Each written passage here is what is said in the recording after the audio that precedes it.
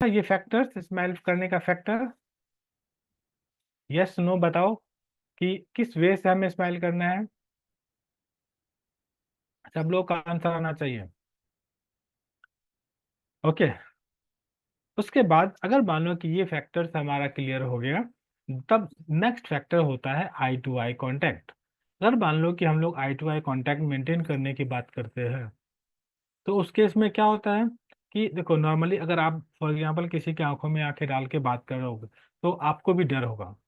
आप इंटरव्यू में जा रहे हो, उसकी आंखों में देख रहे हो, वो आपकी आंखों में देख रहा है, तो फिर आप नहीं कर पाते हो। किसी ने इंटरव्यू दिया है, यहाँ पे लग रहा है कि आई टू आई कॉन्टेक्ट मेंटेन करना मुश्किल है।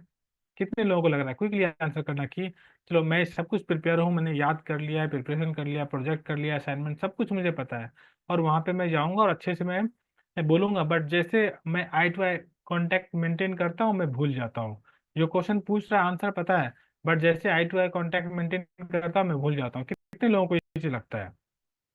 आंसर करो जल्दी, क्विकली आंसर करो अगर आपके साथ ये होता है तो। होता है ये चीजें? और पता है ये चीजें क्यों होती है? अब मैं इसका इतना आपको लोग को इसका इतना अच्छा सॉल्यूशन आपको देता हूँ कि अभी देखो, हमें आई टू आई कॉन्टेक्ट मेंटेन भी करना है, और हमें उसकी आंखों में भी नहीं देखना है। ठीक है। जैसे हम लोग कहते हैं कि इसको, एक हिंदी में कहावत है ना, सांप भी मर जाए और डंडा भी ना टूटे, कुछ कुछ तो इसी तरह का है कहावत। तो वही है आई टू आई कॉन्टेक्ट मेंटेन वाली बात। देखो फॉर एग्जांपल, देखो आंख हमारी यहाँ पे है, ये नोज और जो फोरहेड है, इसके बीच में हमारा आई है, राइट। जब सामने में जब इंटरव्यू हम लोग देने जाएंगे, तो हमें क्या करना है कि ये जो आई का पार्ट है, हमें यहाँ पे नहीं देखना है, ठीक है। But we have to maintain eye to eye contact, so in that case what we can do, we can see nose से लेके ये जो पार्ट है, बस इतना ही पार्ट में हमें उसको देखना है। इससे क्या होगा, सामने वालों को ये लगेगा कि वो आपके आई टू आई कॉन्टेक्ट मेंटेन कर रहा है, और आप उसके आंखों में नहीं देख रहे हो, और वो अगर आपको देख रहा है, तो फिर आपको देखो, नॉर्मली प्रॉब्लम कहाँ पे होता है मालूम है? कि जब मान लो कि आप उसके आंखों में देख रहे हो, और उसका आंख का मूवमेंट भी लेफ्ट से राइट हो गया, राइट से लेफ्ट हो गया, तो वहां पे हम भी डिस्ट्रैक्ट होते हैं। तो हम लोग क्या कर रहे हैं कि हम उसके आंखों में देख ही नहीं रहे हैं। हम उसके नोज और चिन के बीच में जो है ये जो पार्ट है ना हमारा, बस इतना ही पार्ट में अगर उसको देखें, तो सामने वाले को लगेगा कि वो हमारा आई टू आई कॉन्टेक्ट मेंटेन करके रखा है, और आप में और आपको जो फियर का जो बात है, वो फियर खत्म हो जाएगा। समझा?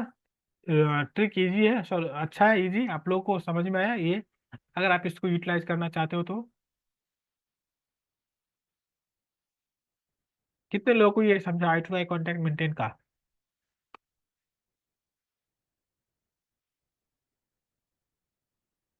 आई टू आई कॉन्टेक्ट मेंटेन करना आसान हो जाएगा कि अगर मुझे किसी से बात करनी है, तो हमें आंखों में नहीं देखना है, बस उसके नोज और ये जो पार्ट है, समझो बस इतना ही पार्ट पे हमें देख के बात करनी है। तो इससे क्या हो जाएगा कि आपके लिए आसान हो जाएगा आप बोलना, और सामने वाले को लगेगा कि वो मेरे आई टू आई कॉन्टेक्ट मेंटेन करके रखा है। ओके। तो अभी हम लोग आते हैं कि अब में दो फैक्टर हमारा क्लियर हो गया, पहला स्माइल फैक्टर एंड दूसरा आई टू आई कॉन्टेक्ट फैक्टर। अब तीसरी बात पे आते हैं, जब मुझे मेंटेन करना पड़ेगा एनर्जी, एक्साइटमेंट और इंथुसियाज्म। अब देखो ये फैक्टर्स क्या होता है कि हमारे चेहरे से, अगर मान लो ऑनलाइन इंटरव्यू दे रहे हो, ठीक है, तो हमारे चेहरे से दिखना चाहिए कि आप डल नहीं हो, या एक्साइटेड हो, एनर्जेटिक हो, ये आपको दिखना चाहिए। जैसे मान लो कि मैं अभी आपको क्लास ले रहा हूँ, ठीक है, कहीं से ऐसा लग रहा है कि मैं लो फील कर रहा हूँ, लो फील मतलब क्या, लेजी फील कर रहा हूँ, कम बात करने का मन नहीं है, या कॉन्फिडेंस नहीं है। अभी यहाँ पे क्या है कि मैं बात कर रहा हूँ, मेरा हैंड मूवमेंट चल रहा है, मेरा फेस का है, मेरा हेड मूवमेंट चल रही है, सारी चीजें हो रही है। इट मीन्स कि ये जो एक्साइटमेंट है, शो हो रहा है कि मैं आपके साथ बात कर रहा हूँ।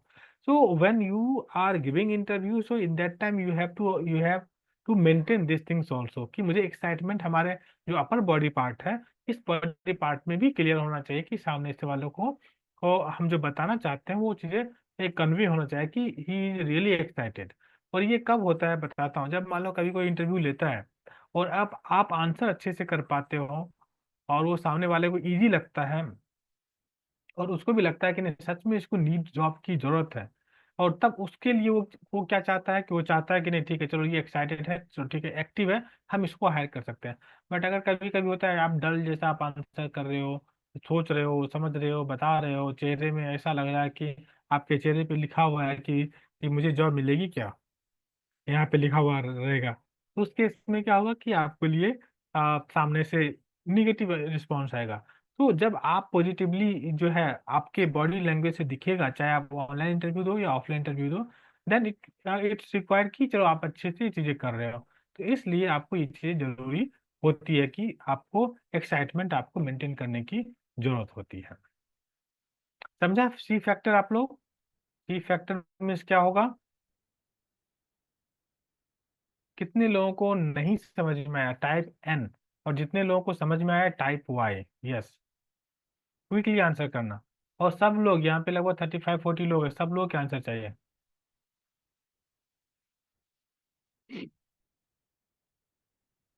मयंक को नहीं आया? ओके। मयंक लेट से ज्वाइन किया है क्या? अगर लेट से ज्वाइन किया होगा तो फिर नहीं आएगा ना।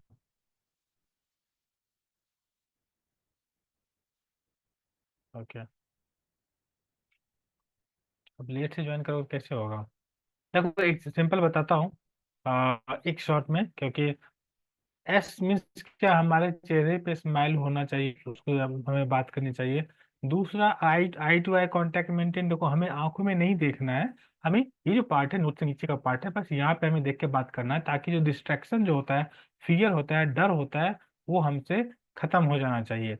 एंड एक्साइटमेंट कहने का मतलब कि हमारे बॉडी लैंग्वेज से एक्साइटमेंट हमें दिखना चाहिए, तब जाके वो चीज़ें परफेक्ट होती है। तो ये तीन फैक्टर्स आप अच्छे से ध्यान रखोगे जब आप कोई भी इंटरव्यू में किसी से बात करोगे तब, ताकि वो सामने वाले को इम्पैक्टफुल लगे। नहीं तो आप एग्जांपल ले रहा हूँ कि अगर मान लो मैं बता रहा हूँ एग्जांपल कि I have worked on one project that is called e commerce website, e-commerce website. I have used HTML, CSS, JavaScript, and React, Node, and express JS. अभी देखो, अगर ये टोन के फैक्टर में आप बोलते हो जैसे अभी मैंने बताया, तो सामने वाले को लगे डल है, आप वो एक्साइटेड नहीं हो, ठीक है, तो वो चीजें प्रॉब्लम होती है। तो इसलिए जब आप इंटरव्यू में जाते हो तो आपको जो है ना एक्साइटेड दिखना चाहिए कि इसको जॉब चाहिए। अब ऐसा नहीं दिखना चाहिए कि देखो इंटरव्यू में ऐसा नहीं लगना चाहिए कि आप भीख मांग रहे हो जॉब के लिए। बहुत लोगों को मैं देखा हूँ इंटरव्यू में, जब जब भी लेता हूँ तो कम से कम अगर 100 इंटरव्यू लिया ना, 100 में से 4-5 लोग तो ऐसे लोग मिल जाते हैं, उन लोगों को ये रहता है कि sir please give me a chance, if you give me chance then I will give you 100%। और जब मैं पूछता हूँ कि डू आपने सारे क्वेश्चंस का आंसर दिया, तो कहेगा नहीं। तो क्यों आप, अगर मैं उससे तब उसके बाद एक ही क्वेश्चन पूछता हूँ, अगर मान लो मेरे जगह पे आप रहते, जो क्वेश्चन का आंसर आपने दिया है सेम वैसा ही मैं कर देता, तो क्या आप मुझे शॉर्टलिस्ट करते हो? तो वो कहता है नहीं सर मैं प्रिपेयर नहीं था। तो फिर मुझसे आप क्यों ये चीजें कह रहे हो कि आप मुझे एक चांस दो? समझा क्वेश्चन का आंसर? ये अगर नॉर्मली लोग क्या कहते हैं कि मुझे इंटरव्यू नॉलेज नहीं है, आंसर नहीं दिया है, पता है, फिर भी कहेगा नहीं सर प्लीज दे दो, क्यों दे दें ये तो बताओ। आप अगर मान लो कोई चीज इंटरव्यू में जा रहे हो तो या either you have to prepare then go for interview. Without preparation interview देने की जरूरत जाओगे तो फिर रिजेक्ट होके आओगे ना। तो इसलिए आपको इंटरव्यू में वो प्रॉपर एटीट्यूड के साथ जाओ कि आप अच्छे से उसको आंसर कर पाओ, अच्छे से उनको आंसर कर पाओगे, तभी जाओ, नहीं तो फिर नहीं जाओ। ओके, तो ये क्लियर है अभी यहाँ तक सब लोगों को? चलो, अब हम लोग नेक्स्ट नेक्स्ट पार्ट हम लोग आते हैं, इससे आगे बढ़ते हैं कि हमने देख लिया इंग्लिश कम्युनिकेशन पे, ऑलरेडी देख लिया प्रीवियस सेशन में। अब हम लोग इंटरव्यू में कैसे बोलेंगे ये हमने देख लिया। अब हम लोग इंटरव्यू में जब हम लोग रिज्यूमे सेंड करते हैं, तो हमें रिज्यूमे किस तरीके से कंपनी में सेंड करना चाहिए? कितने लोगों को पता है कि रिज्यूमे कैसे सेंड करते हैं? टाइप इन चैट बॉक्स, कितने लोगों को पता है कि रिज्यूमे कैसे सेंड करते हैं?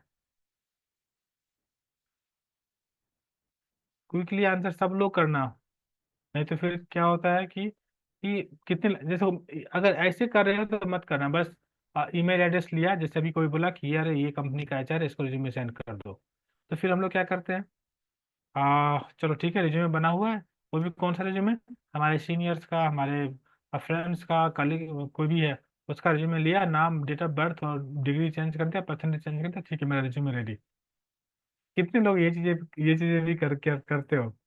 बस हमें थोड़ा सा आगे से चेंज करनी है, पीछे से चेंज जो वो बेसिक इन्फॉर्मेशन चेंज किया, बस हमारा रिज्यूमे रेडी हो जाएगा। तो अगर इस तरीके से आप बना रहे हो तो आज के टाइम में रिज्यूमे शॉर्टलिस्ट नहीं होने वाला है, क्योंकि अभी के टाइम में कोई भी जॉब पोर्टल्स पे जाते हो, तो मैं नेक्स्ट सेशन में आपको जैसे लूंगा कि Naukri.com पे हमें रिज्यूमे कैसे अपलोड करना चाहिए, कैसे प्रोफाइल बनाना चाहिए, लिंक्डइन पे कैसे प्रोफाइल बनाना चाहिए, वो सब चीज़ें मैं नेक्स्ट सेशन में आपको लूंगा। तब आपको बताऊंगा कि ये क्यों फैक्टर्स होता है कि हमें प्रॉपर रिज्यूमे होनी चाहिए।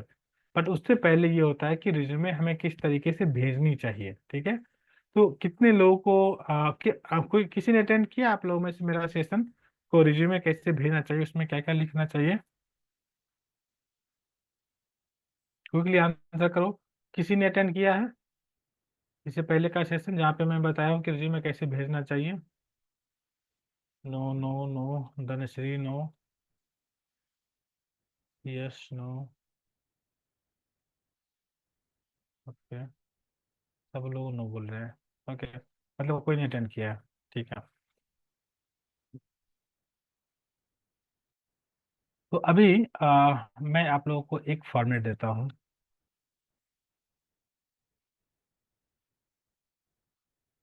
एक मिनट रुकना।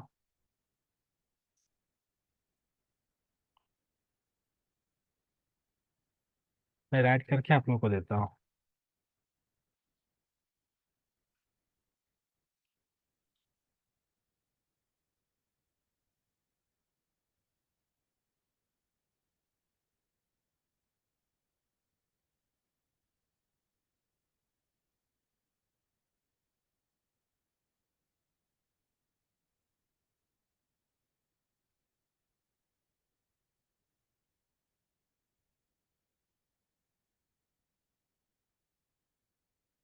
ठीक है।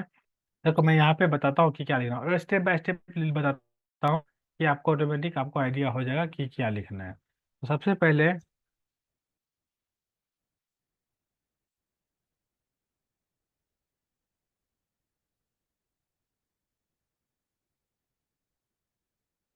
ठीक है,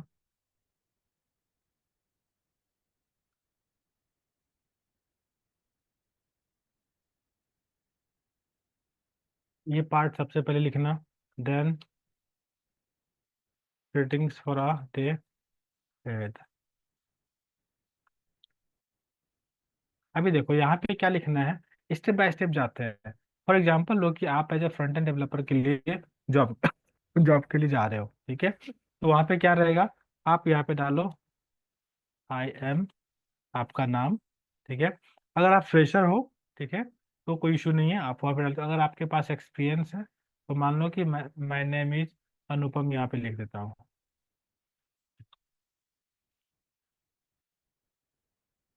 अनुपम Pathak and computer science engineer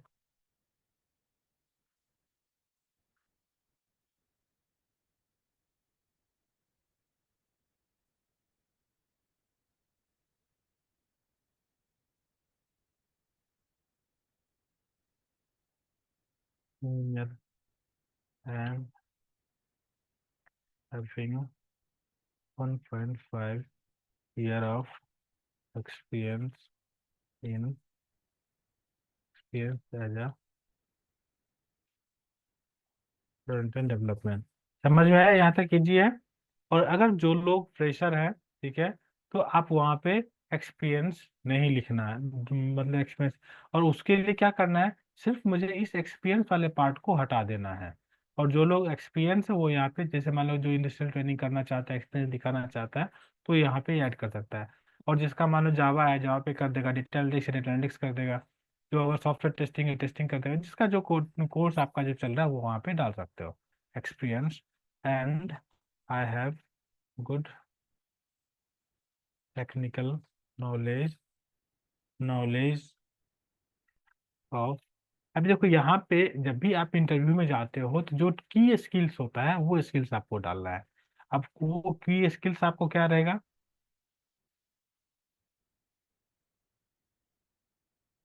for example लो कि हम Naukri.com पे जाते हैं और यहाँ पे हम लोग लिखते हैं, फ्रंट एंड का ही मैं एग्जाम्पल लेके चलता हूँ।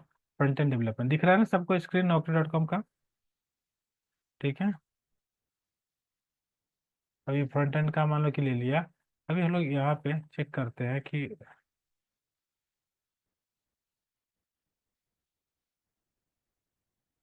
और हम लोग सर्च करते हैं जॉब। ओके। अभी देखो फ्रंट एंड डेवलपमेंट का एक ओपनिंग्स यहाँ पे दिख रहा है। हम यहाँ पे जाते हैं और देखो यहाँ पे क्या क्या कह रहा है कि skills, H T M L C S S कह रही है, H T M L C S S JavaScript कह रहा है, गिट कह रहा है, एस वी एन कह रहा है। मतलब जो आपको टेक्निकल स्किल्स ये कह रहे हैं, देखो यहाँ पे की लिख दिया है ये सारे। ठीक है। आपको ये चीजें आपको स्किल में ऐड करोगे तो आपका रिज्यूमे में भी ऐड करोगे और आप यहाँ पे भी ऐड करोगे तो आपका इंटरव्यू में होने का चांसेस ज़्यादा हो जाएगा। ऐड कर दो knowledge of react, angular JS, ये सारे। आप कहोगे अगर मैंने एंगुलर नहीं पढ़ा है, एग्जाम्पल ले रहा हूँ, जो टॉपिक नहीं पढ़ा है, तो बस उसका क्या करना, आप उसके इंटरव्यू क्वेश्चंस पढ़ाई कर लो। जैसे मान लो आपने ये टॉपिक पढ़ाई नहीं किया है, ठीक है, गूगल में जाओ और इसका इंटरव्यू क्वेश्चंस फाइंड कर लो। अब मान लो कि इसके 50 इंटरव्यू क्वेश्चंस है, आपको पूरा प्रोग्राम करो ना करो, आप ये लगभग 50 क्वेश्चन से अच्छे से याद कर लो। और याद करने के बाद जब इंटरव्यू आपसे पूछेगा तो मतलब बेसिक नॉलेज है, मैं कुछ इस पर काम नहीं किया, एटलीस्ट मतलब दो चार क्वेश्चन पूछेगा तो आप आंसर कर सकते हो और उसको सामने वाले को पता है कि बेसिक नॉलेज है। बट बाकी की जो टेक्नोलॉजी है वो सब पे आपका अच्छा नॉलेज होना चाहिए। तो इस तरीके से आपका एलिजिबिलिटी मैच हो जाएगा, मीन्स जो कंपनी को चाहिए और जो आपकी स्किल्स दे रहे हो वो स्किल मैच हो जाएगा, तो आपके लिए ये जॉब मतलब आपके लिए ये आसान हो जाएगा। समझा? यहाँ तक समझा ये पार्ट तक? यस नो बताओ, यहाँ तक समझा सब लोगों ने कि नहीं समझा? देखो इंटरेक्ट होना चाहिए, कुछ ना कुछ बोलो कि हाँ पता नहीं चला। ऐसा नहीं लगना चाहिए कि आप लोग सो रहे हो, मैं सिर्फ बता रहा हूँ, प्रवचन दे रहा हूँ। ओके। तो यहाँ पे हमने की स्किल्स आपका ऐड हो गया, राइट? अब की स्किल्स ऐड होने के बाद हमारी क्या होगा कि कंपनी की रिक्वायरमेंट और हमारा स्किल मैच हो गया। डन। अब इसके बाद एक स्टेप और आगे हम लोग बढ़ते हैं। हमने ये एक्सपीरियंस डाल दिया। अब ये आप जॉब करना चाहते हो, बट इसकी क्या गारंटी, मतलब इसका क्या यहाँ पे मेन में क्या है? अब यहाँ पे बोलो कि, अब बताओ कि आपने जो रिज्यूमे जो देखा है वहां पे, I have I have gone through online and seen a requirement of front-end development,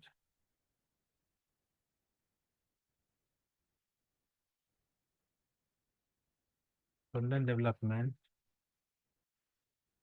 and thought my skills is match with your requirement. Requirement.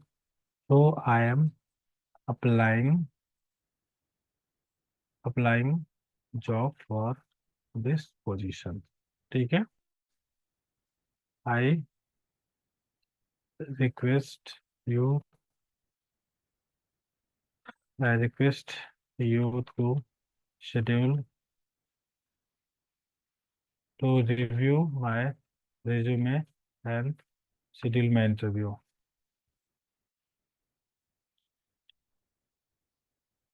Okay. यहाँ पे डाल दो और यहाँ पे लिख दो waiting for your generous reply.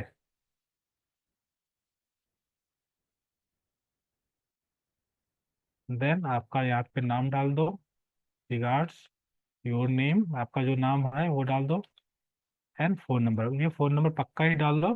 And location, आप मान लो कि जिस लोकेशन से हो, पुणे मुंबई दिल्ली जिस लोकेशन से हो वो लोकेशन डाल दो। ठीक है। अब अभी ने मेल करना है, बस ये बताया है। अब मान लो कि बता रहा हूँ जिन लोगों का इंग्लिश अच्छा नहीं है, आपको लग रहा है कि इस इंग्लिश को और अच्छा लिख सकते हैं, ठीक है, अब इसको क्या करो, ये पूरे पार्ट को कॉपी करो। ठीक है, कॉपी करो और हम लोग जाएंगे किसके पास मालूम है?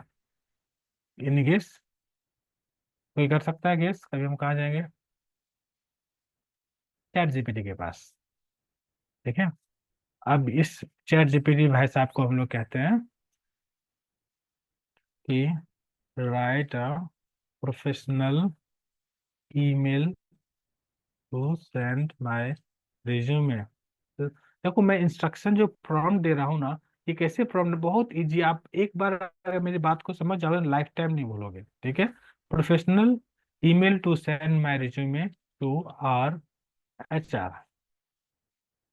ओके, यहाँ पे एक डैश दे दो, और जो मैं लिखा हूँ, जो गंदे वे में लिखा हो मान लो, ठीक है, अब इसको कॉपी पेस्ट कर दो और इंटर कर दो। अब देखो मैजिक क्या होगा। ठीक है,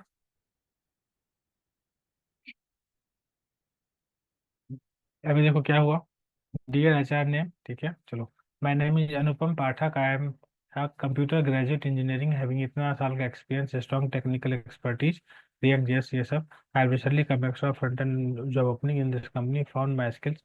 अभी देखो जो मैं जो लिखा था इंग्लिश, ठीक है, उससे बेटर ये इंग्लिश लिख के दे दिया अपने को प्रोफेशनली। साइड बाय साइड हमें कहाँ पे फुल स्टॉप देनी है, कब चेंज करनी है, सब कुछ हमें दे दिया। अब हमें क्या करना है, सब्जेक्ट ये जो है ना, ये सब्जेक्ट में क्या कहाँ पे डालना है, जो हम जब मेल करते हैं।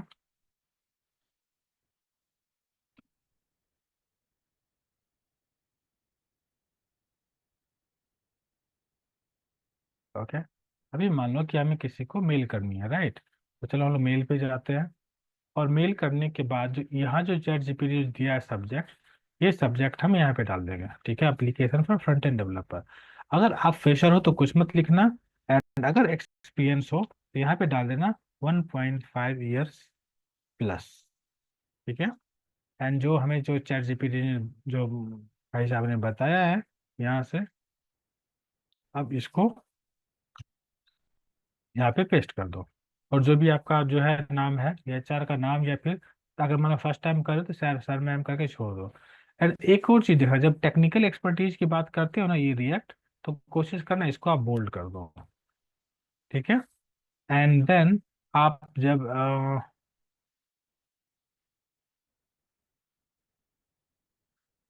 ये जो है ना शेड्यूल माई इंटरव्यू जो है ना यहाँ पे, schedule my interview at your convenience, इसको बोल्ड कर दो। राइट, अब यहाँ से ऑलरेडी पता चल गया कि या फिर आप यहाँ से एक्सपीरियंस वाली जो बात है ना, यहाँ पे इसको बोल्ड कर दो।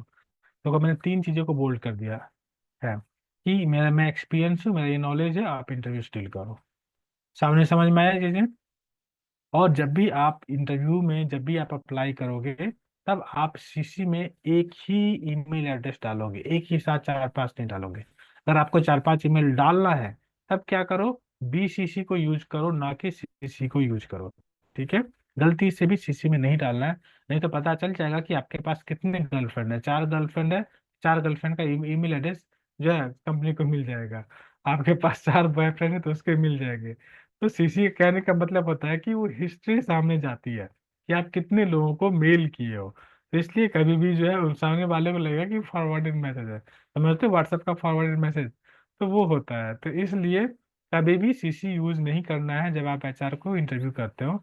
एंड देन आप यहाँ पे रिज्यूमे अटैच कर दो, जैसे आपने रिज्यूमे अटैच कर दिया, फिर आप वहाँ पे उसको भेज सकते हो। समझा? कितने लोगों को लगा? और आप लोग को ये एक ये करना है तो एक फोटो ले लो, या फिर एक आइडिया के लिए। समझ में आया ना ये पार्ट? किसी कितने लोगों को नहीं समझ में आया बताओ? अच्छे से बताओ सब लोग, कितने लोग, दो चार लोग मत बताओ, सब लोग बताओ, जो लोग नींद में नहीं है। क्विकली आंसर करो, कितने लोगों को समझ में आया कि हमें कोई भी कंपनी को मेल करना है तो सिस्टमेटिक कैसे मेल करना होता है, या रिज्यूमे किस तरीके से चीजें करनी पड़ती है, बतानी पड़ती है। क्विकली सब लोग आंसर करो, क्विकली सब लोग बताओ। ओके,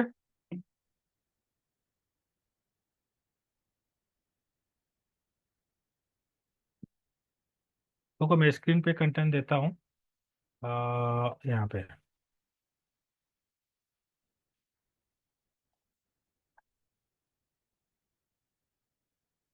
ठीक है, देखो फुल स्क्रीन पे हो गया। अब फोटो ले लो, अच्छा रहेगा।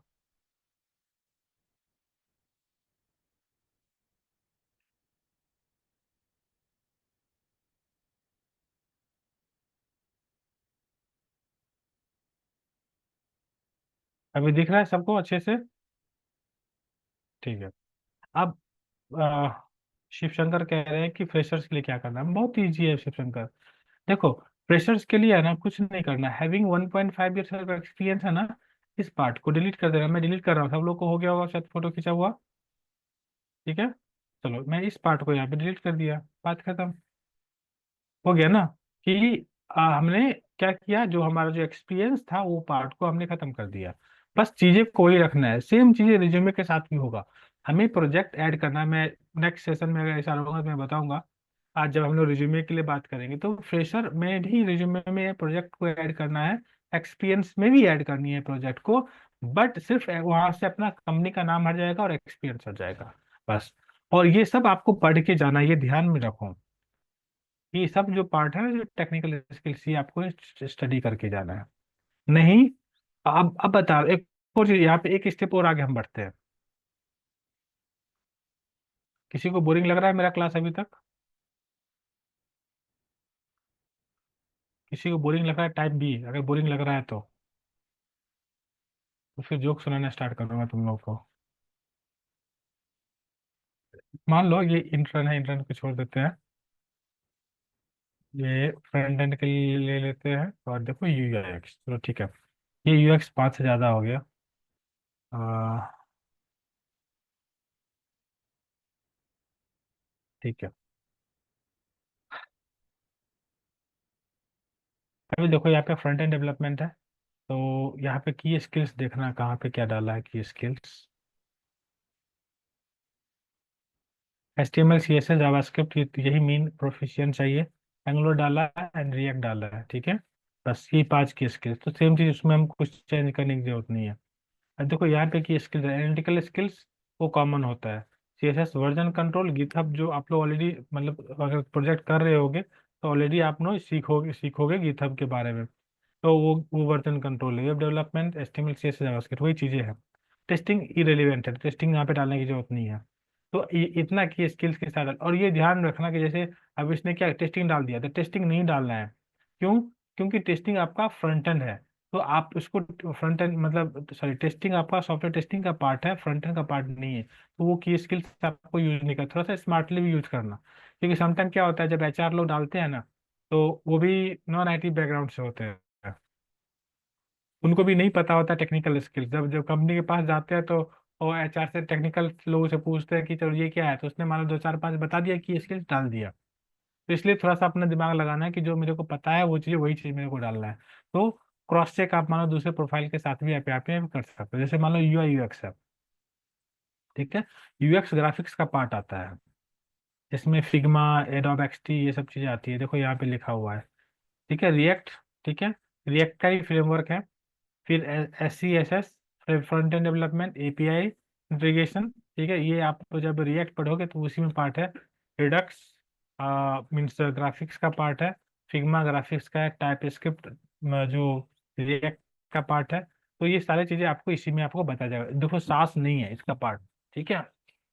तो इसको छोड़ के स्केचिंग, तो इसमें से कम 70 80% अगर आप यूज कर लेते हो, मतलब कि स्किल को आप रिज्यूमे में भी मेंशन करो कि स्किल, देन ईमेल भी मेंशन करो। जो आप लोग कहते हैं रिज्यूमे शॉर्टलिस्ट नहीं होता है, उसका सॉल्यूशन आपको अपने आप यहाँ से निकलना आसान हो जाएगा।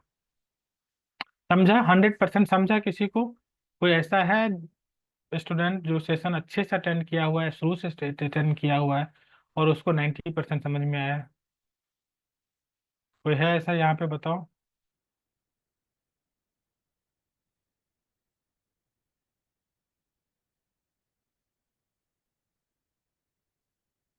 अजय, मैं नंबर देता हूँ, अगर आपको रिज्यूमे के सभी देखने में नहीं होगा तो मैं नंबर देता हूँ, मेरा व्हाट्सअप कर देना। सॉरी, किसको भेज दिया? लाल। आप एक बार रिज्यूमे अगर चेक करवाना है ना, तो मैं आपको नंबर दे दिया हूँ। आप मेरे इस नंबर पे रिज्यूमे सेंड कर देना। हाँ, कल कर देना। तो मैं चेक करके, अगर जो भी आपके रिज्यूमे किसी को भी लगता है ना कि रिज्यूमे बनाए हो गलत है सही है, मुझे व्हाट्सअप कर देना। मैं आपको जो रहेगा सही गलत मैं आपको बता दूंगा। ओके। दिलाल क्या रिपीट करूँ, नहीं समझा? वो वाला एक बार रिपीट कर दीजिए।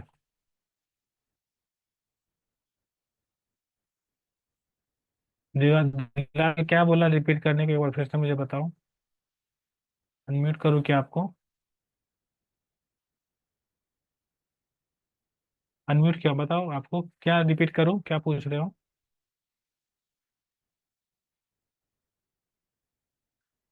अच्छा, यूआई यूएक्स, ओके। देखो, यूआई यूएक्स देखो क्या हुआ, देखो एक होता है फ्रंट एंड डेवलपमेंट। तो फ्रंट एंड डेवलपमेंट में आपको एचटीएमएल सीएसएस जावास्क्रिप्ट आता है।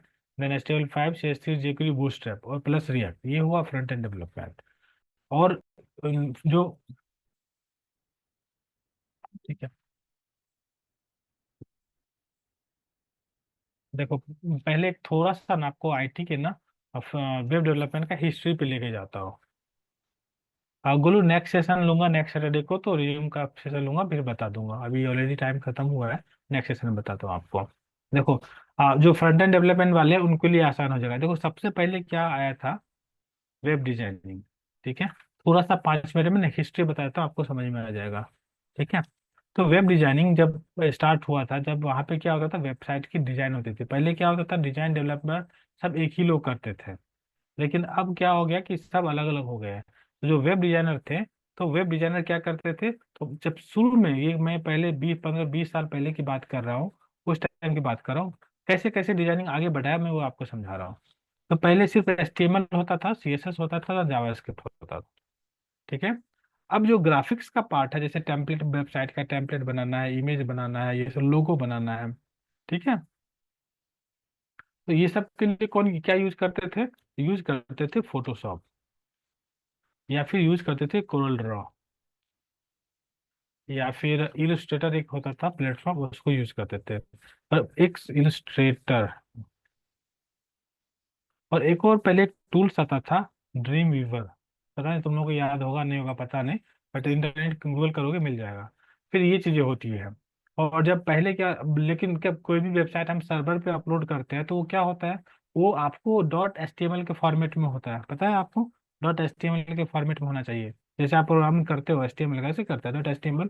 बट जो ये फोटोशॉप में जब कोई टेम्पलेट बनाते हैं, तो वो फोटोशॉप में बन रहा था PSD फॉर्मेट में, .pst।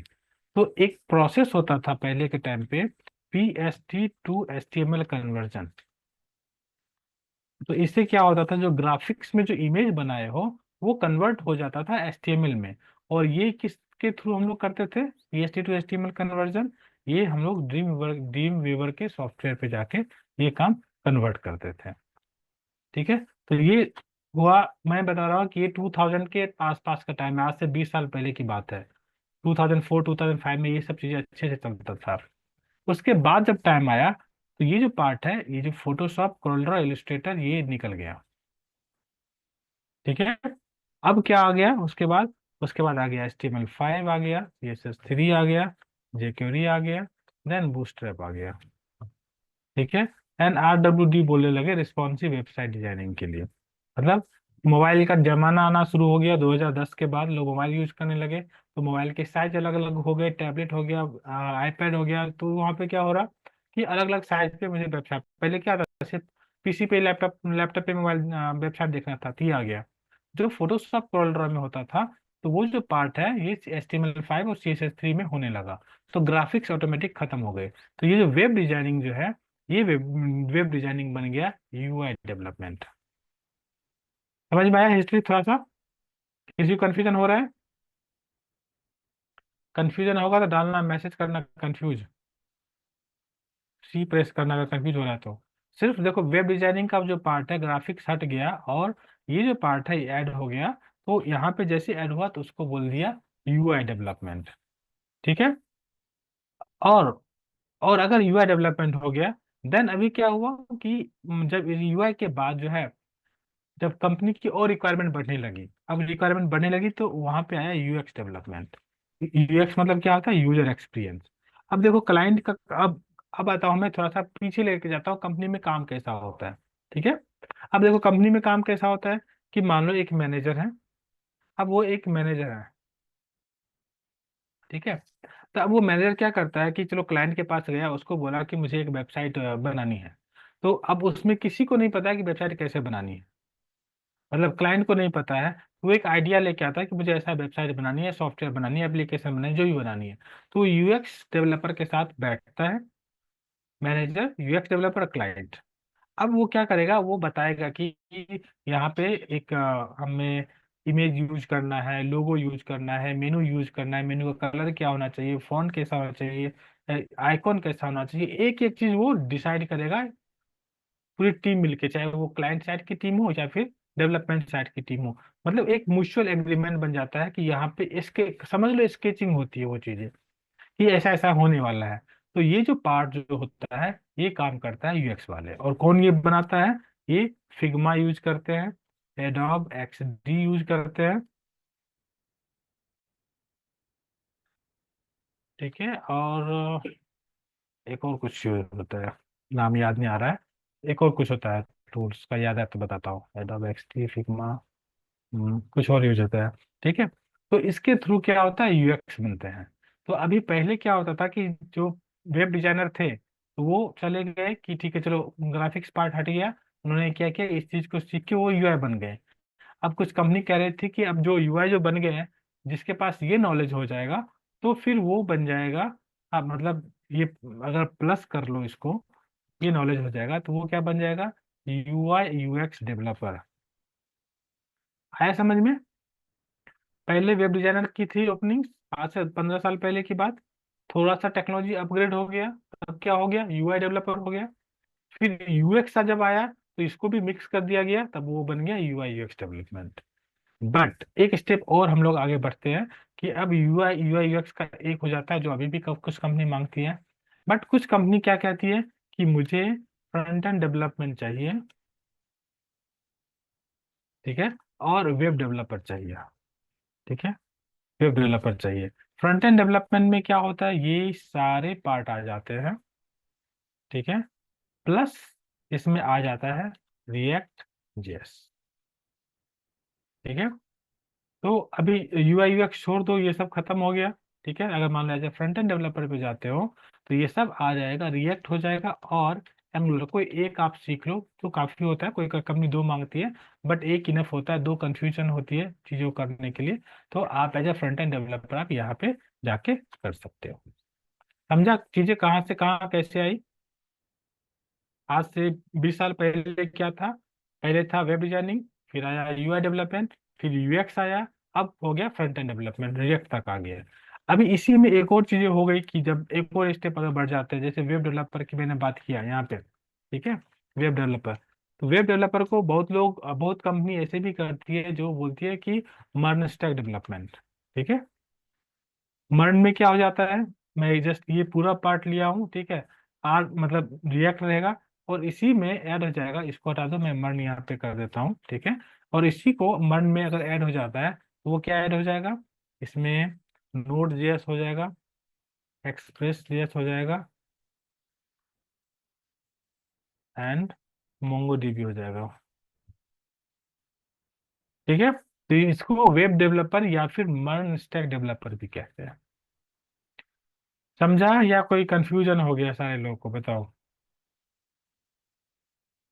कितने लोगों को क्लियर हुआ, कितने लोग कंफ्यूज हो गया? अच्छा, कर सकते हैं ना, यूआई के लिए कोई प्रॉब्लम नहीं है, कर सकते हैं। तो अभी आप लोग जो है एज ए फ्रंट एंड, अगर एग्जांपल बता रहा हूँ फ्रंट एंड के लिए, तो आप वहाँ पे फ्रंट एंड के पोजीशन पे हो। तो आपको रिएक्ट तक आपको अच्छे से आना चाहिए। जो लोग मर्न वाले हैं तो उन लोगों को नोड, एक्सप्रेस और मोंगोडीबी, ये तीन पार्ट, मोंगोडीबी डेटाबेस होता है, तो वहां तक आपको नॉलेज आपको होनी चाहिए। समझा? सब लोग को क्लियर, डन, क्लियर हो गया? कोई कंफ्यूजन किसी को?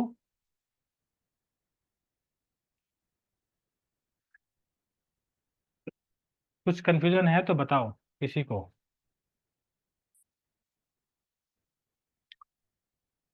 ओके।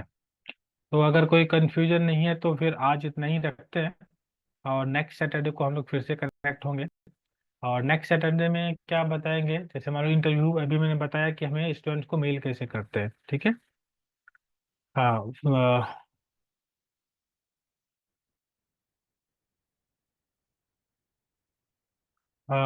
गुल्लू मैं आपको नंबर देता हूँ, आप इस नंबर पे एक बार कॉल कर लेना।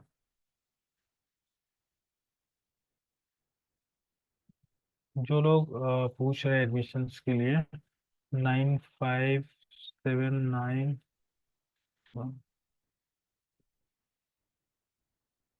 ठीक है, मैं एक नंबर दिया हूँ।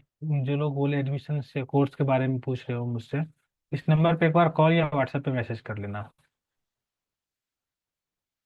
हाँ, जमर्न को फुल स्टैक ही बोल सकते हैं। देखो, फुल स्टैक में क्या होता है, जावा फुल स्टैक होता है, बैकएंड जावा यूज होता है, पाइथन होता है full stack, PHP full stack, dot net full stack होते हैं। एक और होता है जिसको रूबी ऑन रेल्स बोलते हैं, रूबी फुल स्टैक बोलते हैं। प्लस मर्न स्टैक भी होता है, ये फुल स्टैक भी होता है, क्योंकि ऑलरेडी जो डेटाबेस यहाँ पे जो एक्सप्रेस जेएस, नोड जेएस ये सब यूज होता है along विथ ये मोंगो डीबी, तो फुल स्टैक ही हो जाता है। तो you can say MERN stack को full stack, there is no problem. Okay.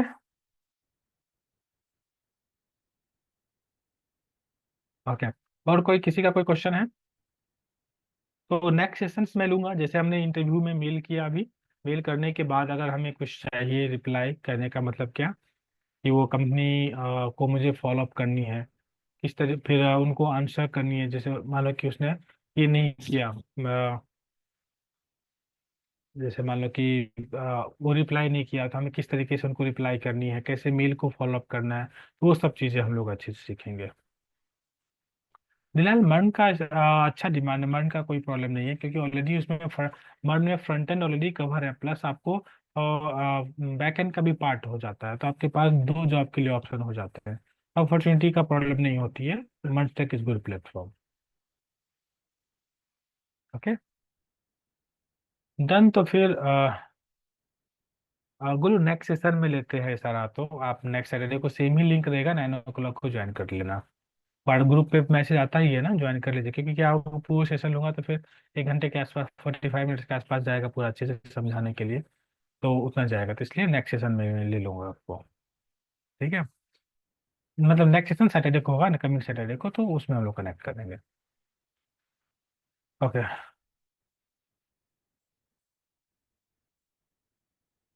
देखो एआई का, अजय का क्वेश्चन है कि बहुत सारे टूल आ गए हैं, तो कोडिंग वेबसाइट बना रही है। देखो क्या होता है बताता हूँ।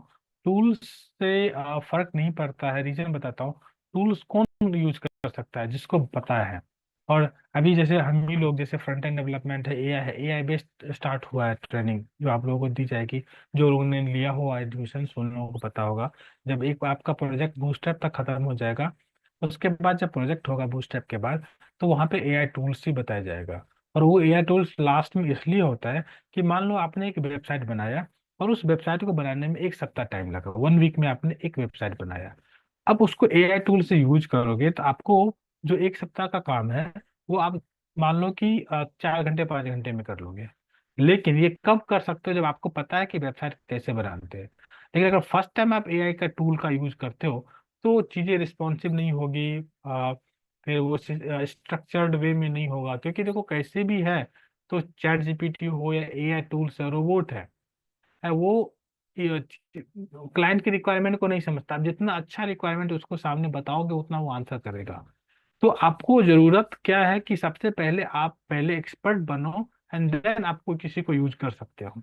तो आपको जैसे बहुत लोग कहते हैं कि ये आ गया बहुत, तो काम आसान है। काम आसान जब आपको करने आए तब आसान है, नहीं तो आपको समझ में नहीं आएगा ना कि आप सही जो एआई बता रहा है वो वर्क सही है गलत है, कैसे जज कर पाओगे। तो इसलिए सीखना बहुत जरूरी है। हाँ, आप अगर सीख गए हो अच्छे से, फिर एआई का यूज करो तो आपके लिए आसान है। अच्छा, समझा, क्लियर हुआ।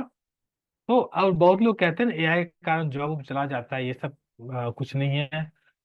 जॉब उसके लिए जाता है जो अनप्रोडक्टिव लोग हैं कंपनी में। कभी आप लोग सुने हो कि कोई कंपनी है जहाँ पे लाइक ये कहते हैं कि चलो ले ऑफ हो गया, कंपनी बंद हो गई, तो कंपनी ऐसा नहीं होता है, कंपनी वही बंद होता है जो वो कंपनी से उसी को निकाला जाता है जो प्रोडक्टिव नहीं है, जो लोग काम नहीं कर पाते अच्छे से, तो इसके लिए वो चीज़ रहता है। ठीक है।